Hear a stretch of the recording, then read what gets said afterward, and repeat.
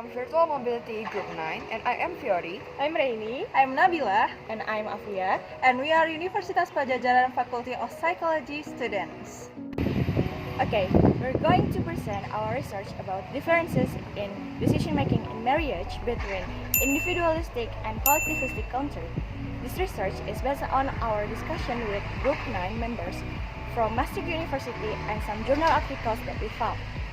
The purpose of this research is to compare the differences in decision-making in marriage in individualistic and collectivistic countries.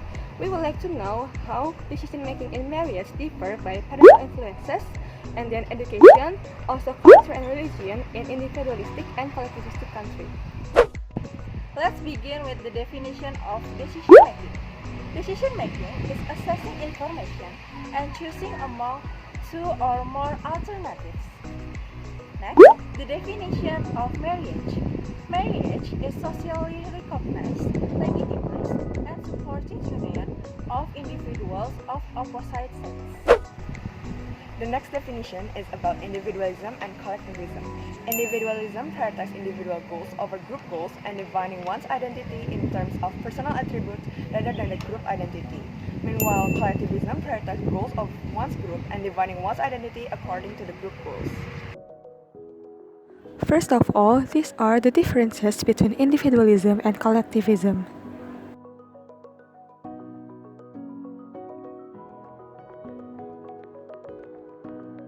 Differences of decision-making style between collectivism and individualism.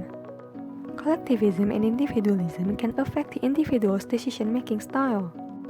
The decision-making style of individualism is more rational, while collectivism is more dependent. Individuals with individualism value make their own decisions, while individuals with collectivism value suggest that group decisions are more important than individual ones. Individuals with individualism value is also far from making central decisions, while individuals with collectivism value is making central decisions. When having group decision-making moment, individualism believes that each member is responsible for his actions, while collectivism believes that the entire group may be held responsible for the actions of its individual members. Lastly, in individualism, one's participation in decision-making is not the business of everyone else, while in collectivism, no individual is allowed to make decisions alone without the approval of the entire group. Okay, next we will enter into the core discussion. We are going to explain you about parental influence in marriage decision-making. Individualism emphasizes in self-sufficiency value and the development of personal identity, while collectivism emphasizes greater acceptance of parental influence over mate choice. In individualism, foundation for relationships is built on the idealization of romantic love, a self-seeking, intrinsic desire. Meanwhile, in collectivism, parents encourage children to assign more weight to pragmatic qualities, such as economic research, social and religious status, and positive interactions between the two families. And the last, in individualism, marriage decisions are up to individual preference, with minimal parental or family influence. Meanwhile, in collectivism, family plays an important role in assessing and ultimately selecting the individual's partner. Education level in marriage decision-making in individualistic country, higher level education makes them more rational to think about the pros and cons of marriage, and also makes them more independent. Meanwhile, in a collectivistic country, education level doesn't affect in decision in marriage as much as the concern coming from families and societies. But this doesn't mean all collectivist countries got lower education level than individualist countries. Hence why this term doesn't apply to every collectivist and individualist countries. Next is the differences in culture and religion. Religion in individualist countries counted as an individual needs. This explains why individualist countries have a higher percentage of non-religious and atheist individuals. Being a non-religious and atheist individuals allows them to decide their marriage without the limitation of their religion. Different religion marriage sometimes a common thing in these countries, where they are married to each other for the sake of their happiness without religion limiting their decision. Meanwhile, in collectivist countries, religion is counted as a social construct as well as a part of their tradition, laws, or adat. This adat sets boundaries, limitations, and instructions about marriage. As an example, some ethnicity in Indonesia doesn't allow you to marry certain other ethnicity because of the ethnicity's past history, such as war or big traumatic experience. Just like how Japanese women avoided marriage with Sundanese men due to the certain past history of both ethnic. That difference plays a big part in the overall culture of decision-making in marriage. Individualist countries tend to have a free choice marriage culture where they allow individuals to choose their partners by themselves. Meanwhile, in collectivist countries, due to the adat or laws, arranged marriage is a common thing to do for some ethnicity.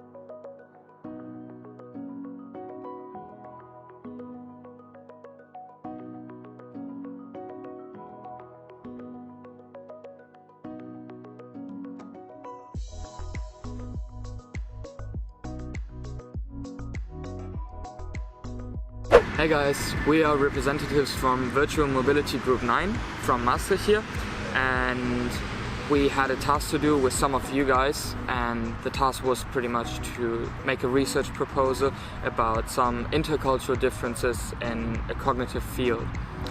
We as a group chose the field of decision making, or more specifically decision making about partner choice in marriages. We hypothesized that in collectivistic cultures, so for example Indonesia, that young girls would base their decision and their partner choice rather on things like social expectations, peers and parents, while in individualistic cultures in like the Netherlands, we would rather base our choice on our individual feelings and our individual expectations. All in all, we really liked the practical task, and it was a nice input into seeing how different people think in different cultures. It was rather eye-opening. Unfortunately, one downside was that the communication was oftentimes just poor. For example, setting up a Skype meeting took very long and the quality was just bad. But obviously this is nothing that we can hold anyone accountable for. However, what can be improved is the similarity of assignments. We often felt that you had to do something very different from us. We just had to do a research proposal, but we didn't fully understand what you had to do and which deadlines you had. This made it a bit difficult, and this probably also contributed to the communication problems. Bye! At first, I'm very excited to have this project, but in the same times, I feel worried about discussion process doesn't went well. Besides this, I am very happy because I met a new friends and I get new experience for having discussion and interacting with other people from another countries. I hope that our team and our partner from Maastricht University doesn't forget each other.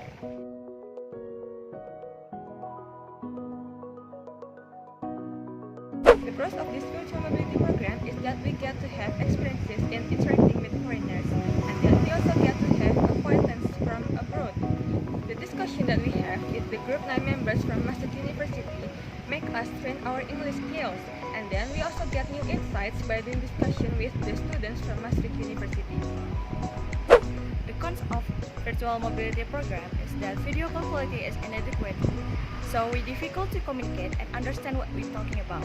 And also, different language make this discussion process doesn't work well. And we are difficult to schedule our discussion because time differences.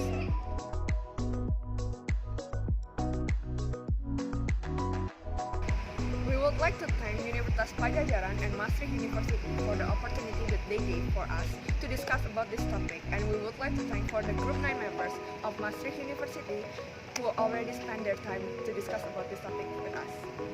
That's all from us. Thank you for watching. Don't forget to like this video. See ya. Bye.